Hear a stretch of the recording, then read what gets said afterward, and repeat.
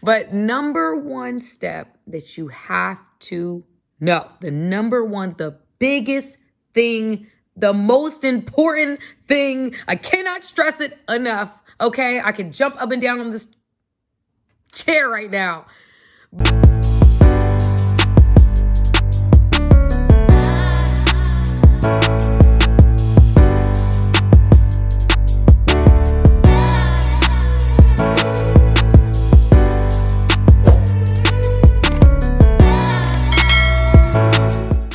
What's up, family? It's your girl, Samantha Lee, and I'm here to answer a question that I noticed on this YouTube platform seems to be a big question. And that is what to do when when your wife is saying she's leaving you, when she says she's done and you don't know what to do. Well, you came to the right place. You came to the right video. And so in this video, I will answer that question for you. But before I begin, I need you to go ahead and hit that subscribe button. I'm going to put out more content related to things like this since it seems to be a need in this community, and answer so many more other questions based upon my experiences, my personal experiences, my professional experiences. And yeah, that's all the experiences I got. So anyway, go ahead and hit the subscribe button and let's get into the video. Yeah. All right, y'all. So there's 5 steps and we're going to start with step number 5. Number 5 is be real with yourself. Before you commit to anything, be real with yourself. Are you going to put the work in to make this right? And listen, it's never easy. If she's at a place where she says she's leaving, that she's never, whatever she's doing, she's never done before, she means business. So take it seriously. If you are being faced with something and you're like, I'm not willing to put the work in, then go ahead. Just be honest with yourself. Don't even play around with her, because that's just only going to further exacerbate the situation. Be real with yourself about what level of work you are willing to put in. And based upon whatever she is asking of you, be real with yourself if you're able to do it. Do that from the jump, because it's not a short climb. This is not going to be quick. It's going to take time. So you have to be sure that you're going to be committed to something that you can, for the long haul, that you can actually do for the long haul. So that's number 5. All right, y'all. Lucky number 4 is this. Y'all, 4 is my lucky number. So y'all need to be paying attention. Number 4 is this. Do not beg. Men, do not beg. Do not try to convince. Don't ask your mom. Don't ask her mom. Don't call her family. Don't get your family involved. Do not beg.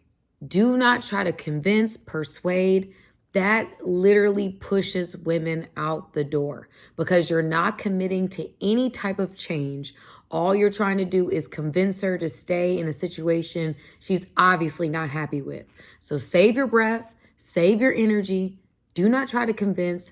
Do not beg. It does not work in your favor to beg, to put on this show when there's no real change or commitment to change that's behind it.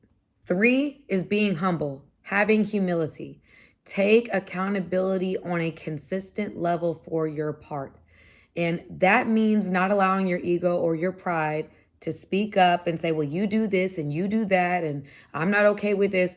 Just if she's at a place where she is leaving, and yes, nobody is perfect in the relationship dynamic. She isn't perfect. You're not perfect, but you're not the one who's leaving.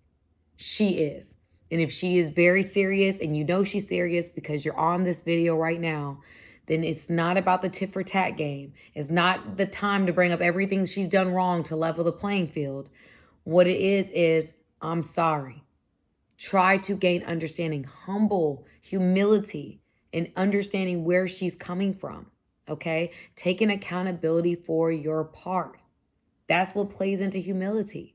That is going to speak so many more volumes than if you go into it with the tit for tat game. Okay? So be very clear of what she's asking, gain understanding. Don't let that pride or ego come up and try to bring up all the things that she's doing wrong. There's a time and place where you guys will both be able to talk about what needs to be done, because I do think that that's important. Your needs are important as well. But right now, it's about really understanding how we can maneuver and move from this place. And that may require her to see you consistently taking responsibility for your part right now. And when I say consistently, I mean, you don't say I take accountability on Monday and then Tuesday you've changed your whole mind and you're bringing up everything she's done wrong. I mean, consistently taking responsibility for your part. All right, y'all, we getting into number 2. But before we do, you need to go ahead and hit that subscribe button, okay? Let's not play these games with each other. Go ahead and hit the subscribe button, okay? So number 2 is being consistent in your efforts to change. So if you are promising some type of change, the best way to disarm someone that is feeling like she's on her last leg, that she's ready to go, is to be consistent in your efforts to change. If you are promising to go to therapy, if you're promising that you're going to make her a priority or make the family a priority, whatever those things that you are promising, be consistent. Be consistent in that. Don't change for 2 weeks and expect to be back in her good graces. Be consistent, which is why number 5 is so important. Commit to what you are willing to do for the long haul. If you know you can't do it for the long haul, don't promise that you will do it for the long haul. Be honest about what you are not able to do and say, hey, listen, I can meet you in the middle. I want this to work. I know I can't say this, but can we agree on that and compromise? But don't commit to something that you know you cannot commit to, okay?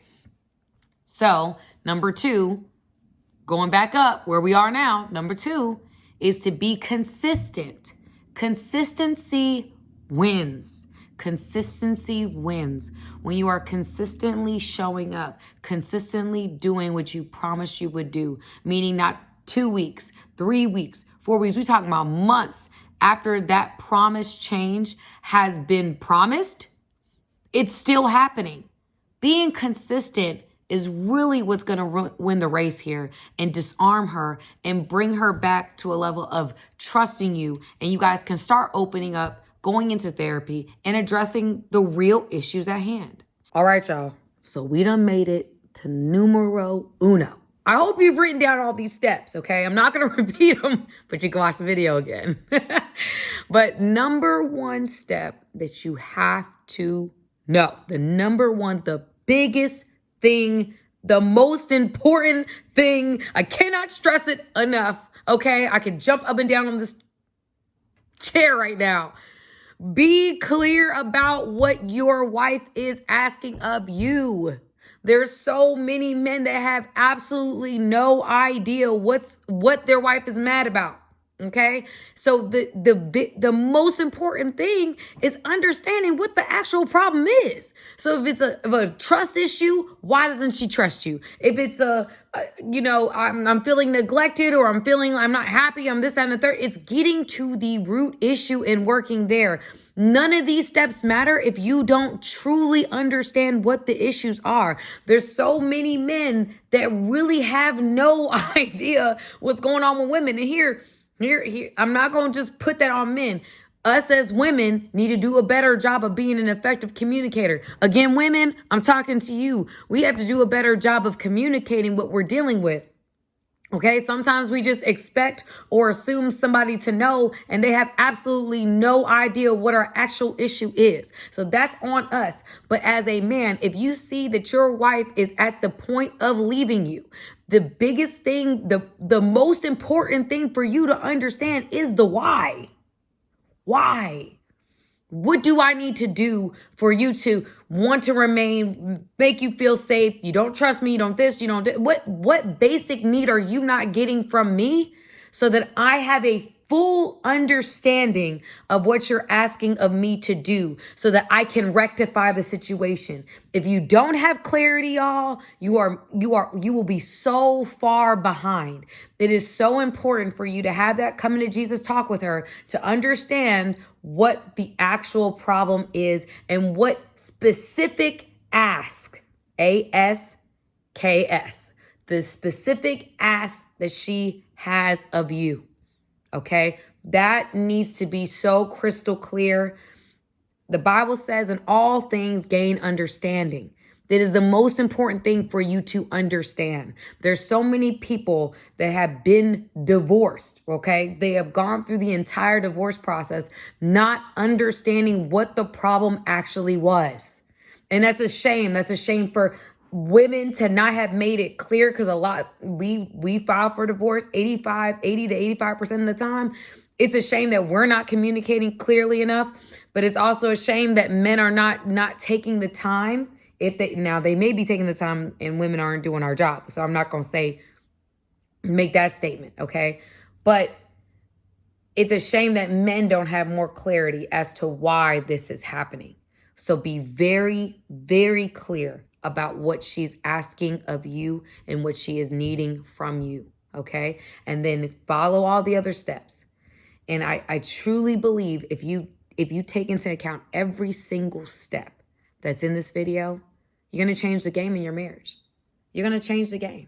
You're going to change the game. All right, if you're watching this video, there's shorts that I have, guys, that are less than 1 minute that are going to give you more understanding of what women truly need in relationships. This is going to be pivotal. This is going to be monumental for you to understand as you navigate your marriage, get back on track, and move forward into a positive direction. All right, again, it's your girl, Samantha Lee, and I will see you soon. Hey guys, thank you for watching this video. I appreciate you guys. Go ahead, hit the subscribe button, y'all. Let's not just be every once in a while. Let's become family, okay? Friends that are family, okay? Join my family today and go ahead and turn on those notification buttons, guys. I'm putting out videos every day, so turn on the notifications. Be aware of the content when it first comes out. I'll be putting out tons and tons of new content that you do not want to miss. All right? I will see you guys in my next video.